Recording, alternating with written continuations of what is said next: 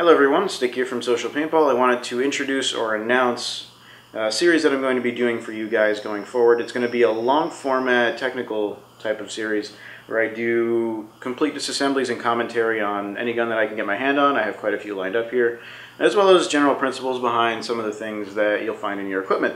Not necessarily exclusive to guns, but guns are going to be the primary focus. And before we start this installment right here, I wanted to thank and bring your attention to one of my biggest supporters for this project and all the other videos I do, and that is OringMonkey. Anyway, so OringMonkey is where I get all my O-rings, of course, and tools and lubes and all that little small accoutrement that I use when I'm fixing guns, because I break a lot of guns. I learn a lot about things by breaking them and then attempting to fix them. And they're always there to, I guess, fix things for me. Well, not fixing it, help me fix things. Anyway, let's move right on. So you'll see a couple of things that I use from them, and I just wanted to show them. Reach down here and grab. This is my favorite thing ever, and I love this thing to death. It's my OringMonkey Tech Mat, and it's huge. As you can see, it fills the entire frame of the camera, but it's got the O-ring sizes right there on it, and that's quite helpful because, well, oftentimes I don't memorize the sizes of O-rings that go into a marker. That'd just be silly. So I have them right here. I measure them up. Keeps my coffee table quite clean, so that way my coffee doesn't get grease and nasty shit all over it. I mostly use Monkey Poo Lube, which, oh yeah, it smells really good. It smells like banana medicine. That's also probably my favorite lube right now as far as greasy things go. And of course, they were nice enough to give me this, which is my O-ring kit. It's effing huge. They have a version of this for people to go ahead and get. It's the Tech PB Master O-ring kit, the All That Is Man awesomeness. It contains pretty much every size that you're ever going to need. Not every single size, because that'd be freaking impossible, but it's got almost all of them in there. And yeah, so all the little trinkets and pieces and tools and O-rings that go into the guns that I break and fix and do tech work for all the time, all comes from OringMonkey, and I'm extremely appreciative of their help and what they do and everything like that. So I have a little bit of extra stuff here, so I'm actually going to give some of it away to you guys. Nothing too extravagant. I'm not as fortunate as Justin to be giving guns away. So I'm going to go down there, and it's all on the floor, laying out in a perfect order. Let me go get it for you. Alright, so here's a real nice item, and I have a few extra of them, so we're going to give them away. These are the OringMonkey goggle bags, and these things are actually kind of freaking cute. So it's a goggle bag, and what you do with it is you open it up, and then you put your goggles inside, and then you close it. So how many of these do I got? I got one, two, I got three here. So we're going to give these away. I'm going to give away three of these. And I've also got two extra OringMonkey goggle straps. I'm going to give these away. I have one of these on my events, and I don't need two of them, two extra ones. So we're going to give those away. And this is actually an experimental item right here. Can't buy this yet. And it's OringMonkey oil. It's really interesting stuff. It's a bit thicker than Gold Copper Planet Eclipse oil, and it works really, really, really, really well on blowbacks. The stack tube blowbacks, the spider style guns, the Azodens. Works really, really well on those. It actually works pretty damn well on E-Techs and Egos, where you would normally put the thinner Planet Eclipse oil, lube, whatever. This stays on a little bit longer. It doesn't get gunked up anywhere in the solenoid passages, like if you put grease on it, which you're not supposed to do. But this stuff is really cool, and I've been testing it on a whole bunch of guns. I'm actually testing it in my FEP Quest right now, which you're supposed to put 33 or any type of grease on there. And it's really kind of cool. And Dave at OringMonkey has asked me to test this, and a couple of people testing. I've got two extra bottles here. So if you're interested in beta testing oil, which some of you people who like just screwing around with guns would do, we're also giving this away. So if you want to win any of these things, I got 3 goggle bags, 2 goggle straps, and 2 bottles of experimental beta testing oil. Go to OringMonkey's Facebook page. The link to that is right below here in the crotch bar. And like their page and leave them a wonderful little comment thanking them for supporting this series, because this shit don't come easy. And also go to the Social Paintball Facebook page and post a comment telling me which thing you would like, either one of the goggle bags, the goggle straps, or the oil, and why you want it. And that's all you have to do. Go to OringMonkey's Facebook page, link right there. like their page and thank them for the series if you care enough to do that. And go to Social Paintball's Facebook page and tell me which one of these you want. So that's enough of that. We're going to go right down to the table over there and start the first of this series. Now, I hope you've got a beer or some soda because it's going to take a while. Thank you.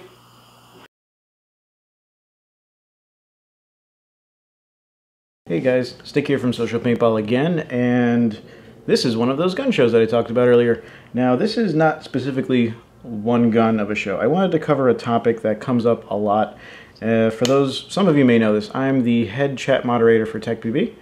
So I oversee a lot of the stuff that goes on in TechPB's chat room. It's a very active paintball chat, and there's a lot of information being swirled around there, and with that comes a lot of questions and a lot of answers. And one of the most popular questions, one of the most pervasive issues that people ask, and this is connected to a lot of things, is connected to what gun should I buy, this one versus that one. And the core issue, the core question, the core decision to make is spool valve versus poppet valve. Now, a lot of you may be rolling your eyes because this stuff is so basic and so easy, but to a lot of other people it just isn't, and I feel that I should touch upon it. So I'm going to go ahead and do that for you now. I have many examples of either gun, but I've picked out, and I'm lucky to have them here, two of what I feel to be the premier examples of either valve design.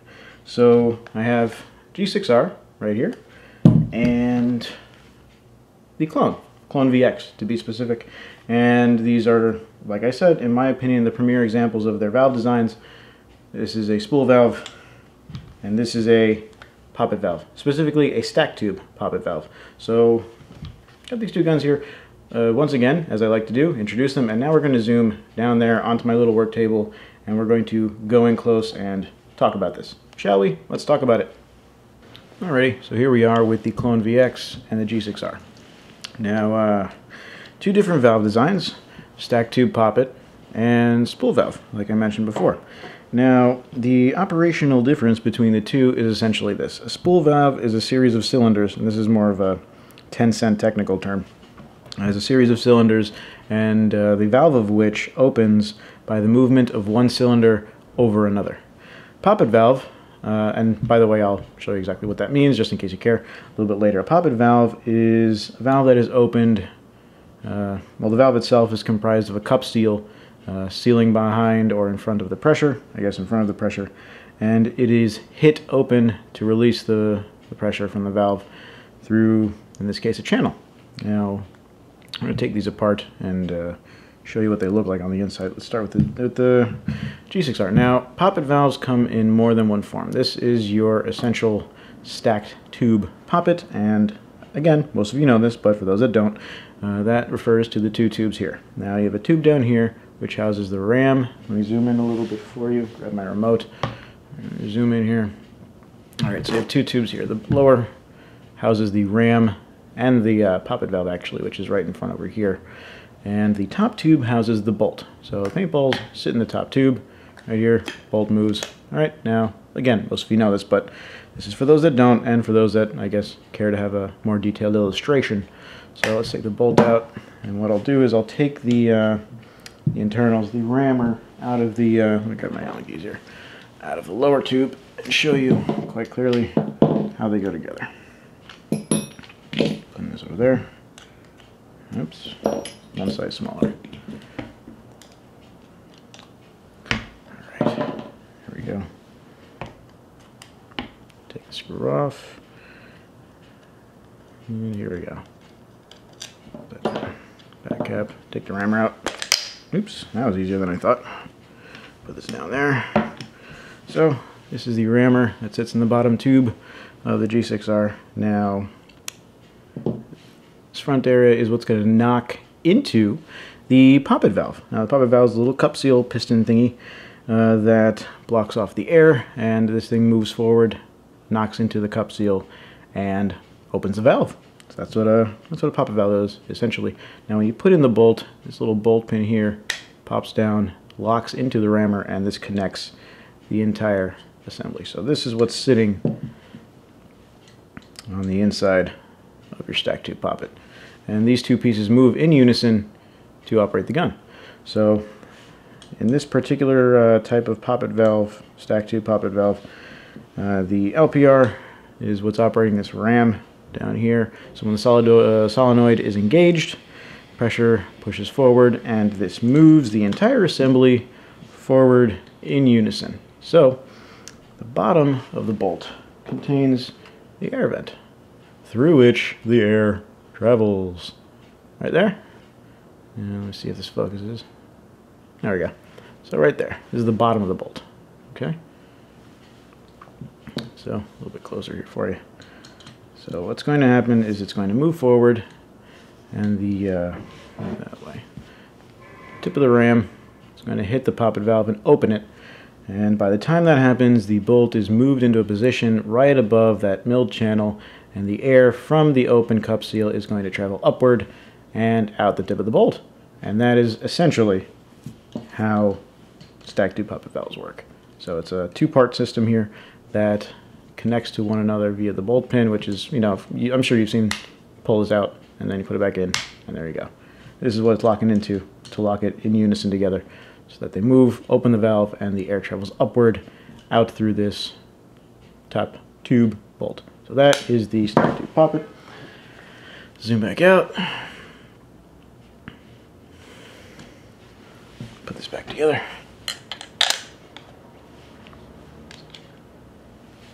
Now, once again, I did pick these two guns here because, in my opinion, now yours may differ, but in my opinion, these are the two premier examples of their valve systems. I know there are a lot of other stack tube poppets. I know there are Egos, and Egos are certainly the most popular stack tube poppet. And the reason I didn't go with an Ego is actually because I don't have one here right now. I do have an E-Tech 3, but people will complain, oh, we want to see high-end stuff. So here you go, high-end stuff. Well, I guess this is kind of lower high-end, high mid-range, whatever.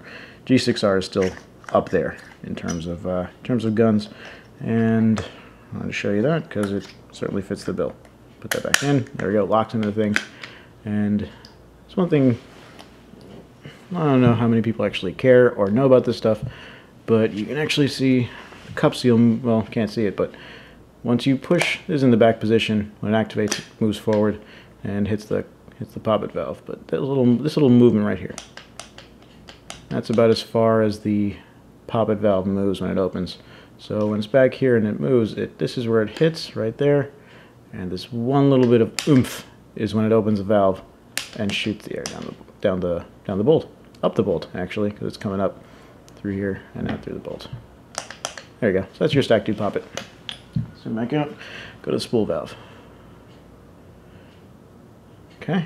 Now, once again, this is all really just to sort of answer the questions of a lot of newer players that are not so well versed in valve designs, and ask the sort of questions of what gun should I get?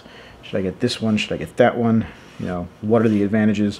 And a lot of the advantages and disadvantages that are mostly due to personal preference are inherent to valve designs. Sound signature, the way the gun feels when it shoots, the way the body moves, all that good stuff. So we're just going to open up the Clone VX here. It's a really tight fit in there. Just give me a second.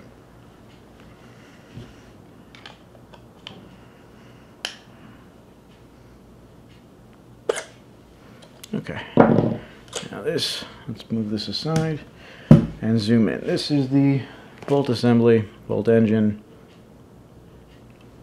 of the Clone, oopsies, dropped my remote, of the Clone VX. Alright, so you've got your bolt here. Now this is all one tube. Now, I mentioned that this is a stack tube, it's a two-tube design. Spool valves are a single tube, as can be seen here. There's one single tube as the body, and everything operates inside that single tube. Now, so let's crack this open. Okay. Now, like I said, there are many other examples of, I'll save that for later, of each valve design, and these are just the two that I picked myself. And the reason I picked the Clone over, say, a DM or an NT or hell, even a Geo is, well, I don't know, I always thought, because of the complexity of the engine of a clone, that it sort of, I guess, came out to be, I guess, a better example, one could say, of a spool valve. And that's something that I appreciate. Forgive me while I talk and disassemble this for you. It's all going to lead up to something, so don't worry about it. Don't jump out a window or turn the video off yet. It's all for a purpose. Alright. Anyway, so I always felt that the clone was a quintessential spool valve marker just because it was so complex and it has all these O-rings and seals and all these amazing moving parts. And yeah, so alright, so now here we are at the internal portion of the bolt assembly. And like I said earlier, a spool valve is essentially a series of cylinders moving over one another in order to open the valve. Now, granted, I am foregoing the explanation of how the power tube and everything works. Actually, the power tube's right here. Of how this entire thing works, so that I can give you a more 10-cent definition or explanation of the inner workings of this. But essentially, what you have here is, well, this sits inside here, and when the solenoid activates, the pressure shifts from one side, which holds us back, to the other side, which will then push it forward. And so the way the valve opens is that this, being the bolt right in the center, moves over another cylinder. And when it moves over, you can see right there, it opens up, oops, actually I don't even really need that. It opens up the valve by means of that. So when it's at rest, pressure from the solenoid is holding it back, shifts over here, much like it would shift from the front to the back of the rammer in the stack tube, moves it forward and opens the valve. When it opens the valve, air travels in here and out the center of the bolt to fire the ball. And that is essentially how most, if not all, spool valves work. It's one cylinder moving over across another, which is what opens the valve. Now, this is a very involved setup. Yeah, it sits here in a can, and you know, you see holes here. Now this is essentially, you know, what's moving the bolt. The outer system is what is for the sake of moving the bolt and cycling the gun. So you have pressure in here pushing forward on the middle O-ring that's holding it back. And then when the solenoid engages, it, you know, it moves over here and pushes the bolt forward. So this stuff is really just to move the bolt. It's sort of the actuation system. But as far as the valve itself, what moves the air to fire the ball, this is really the meat and potatoes of what's going on here. You have this the bolt, outer cylinder, moving over the, in this case, this is the power tube. In a Geo, it's called the prop shaft. In, in the SLG, those who remember that, it was called the plunger. In the dangerous power guns, the dump valves, you have a plunger that sits in the inside of a bolt, and it's the same thing. It's a cylinder moving over another one. Now, let's put this back together and zoom back out. And while we do that, and talk about spool valves and poppet valves, birds and bees, or not. Now, the reason you should know all this is because when you're looking at a gun you want, you're gonna have questions, and those questions deserve answers. What should I get? Why should I get this? Why should I not get this? And it comes down to a lot of different things. What do you really expect out of your gun? What do you want to feel in your hands? Now, a lot of this stuff is personal preference. You know, a spool valve isn't any more accurate or whatever the hell any of that stuff is than a poppet valve. It just doesn't really work that way. Some people will argue that, but I've yet to see that actually tested and proven to be true. So why would you even care? Well, sound signatures are different. And, well, all the difference are inherent to each valve design. And they're things that, to some people, they matter. Spool valves, one of the biggest things is the sound signature. Like I said, spool valve has usually, it's a big usually, has a much softer tone. It's got that whooshy kind of sound because you have a softer valve opening. When the cylinder moves over and opens up the valve, the air kind of slips through and whooshes out, so you get more of a puff. The poppet valve, since you have a ram hitting a valve, and it does so very quickly, you're going to have a pop. Now, it's not called a poppet valve because it sounds like a pop. It's called a poppet valve because the valve pops open. But those things kind of go hand in hand, don't they? Now, spool valves tend to be less efficient on air, and that sort of comes with the territory. they're oftentimes going to give you a bit of a softer shot as far as the treatment of the ball and also the way the marker feels when it actually fires. Because if you ever dry fire a gun, you can actually kind of feel what the moving mass inside the gun is doing to the rest of the gun in terms of motion and reciprocating mass. So spool valve will feel, well, to me, they often feel a little bit softer. DMs especially, because there's a lot of mass going into those bolt engines, and they just feel softer. That's just kind of what it is to shoot a spool valve gun.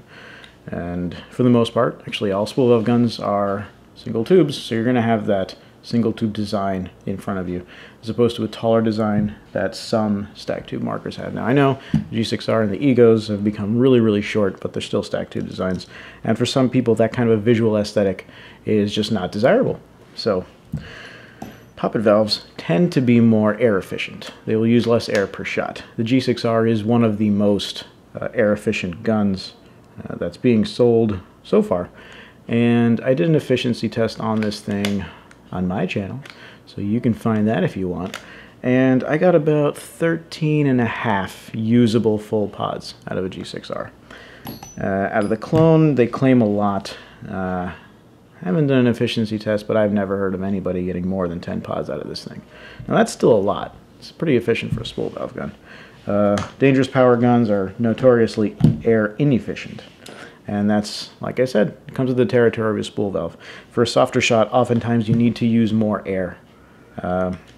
And harsher shots with a little more gun vibration, not necessarily kick, but gun vibration, you're going to get that from a Poppet valve. Now that's really kind of like, I know this is taking almost 15 minutes, but that's the 10-cent definition, or the 10-cent explanation of a spool valve and a Poppet valve gun. And that, when you're looking at stuff to buy, is going to be the first question you're going to have to ask yourself, because you're going to look around, you're saying, should I get a G4? Should I get an E-Tech 3? What am I going to do? Should I get a clone? Should I get a G6R? Should I get a DM? Should I get an Ego? What gun am I going to buy, this versus that? It's the very first place that you should go, especially if you're a new player, is to decide what you want your gun to be doing internally. Do you want it to be working like a spool valve? Do you want it to be a Poppet valve? Because each thing carries its own properties. Each thing has its price of admission. If you want softness and smoothness and really soft sound, you're going to have to sacrifice some air efficiency. If you want really good air efficiency because you're playing X-Ball or Woods Ball or whatever it may be, then you're going to have to sacrifice some of the perks of a spool valve gun, and you're going to have to go with something like this, which may sound a little bit harsher, and it's just a trade-off. You can't have it all the time. A lot of gun people say that they do get it with either way and they get everything they want. I've yet to actually see that. So it's a decision that you have to make, and it's something that you really should educate yourself with and try out as many designs as you can, because even though you know you have the simplicity of spool valve or Poppet valve gun, in reality, like I said, this is a 10-cent explanation. It goes very, very deep, and there are many different permutations of the valve designs, and that's something that could take forever to really explain, and it's something that I truly believe is something that you can only get from experience. So go out, if you can, I'm not saying, go out and buy this and shoot it, but if you have the opportunity, try different valve designs, because a G6R, while it's a stack tube Poppet, just like an Ego, is very, very, very different from an Ego, and you don't really need me to tell you that. You can tell just by looking. But hopefully this has helped some of the new players out there, or some of the people that just really cared to look inside what these guns look like. So thank you for your time, and we will progress forward, and we are going to both break down these guns at a later time. That's going to take a while. This thing's going to take an ton and a half of time to break down. It's pretty complex on the inside. This gun, by the way, is generously loaned by Benji Miller. He's Miller Time. He's an admin on TechPB and a good friend of mine, and also a good friend of mine is the owner of this clone. It's the clone that I used in the VMAX review and loader comparisons, and Aiden is his name. He's a very good friend of mine, a supporter of what I do here at Social and on my channel, and he was gracious enough to loan me to do this, to do tech shows. So thank you to the both of them. Thank you guys for watching, and thank you to OringMonkey for giving me the tools and stuff that I need to do this stuff for you. So I hope this was educational, and I know it's not the most entertaining stuff, but what are you going to do? Has to be done, has to be said. Thanks for watching.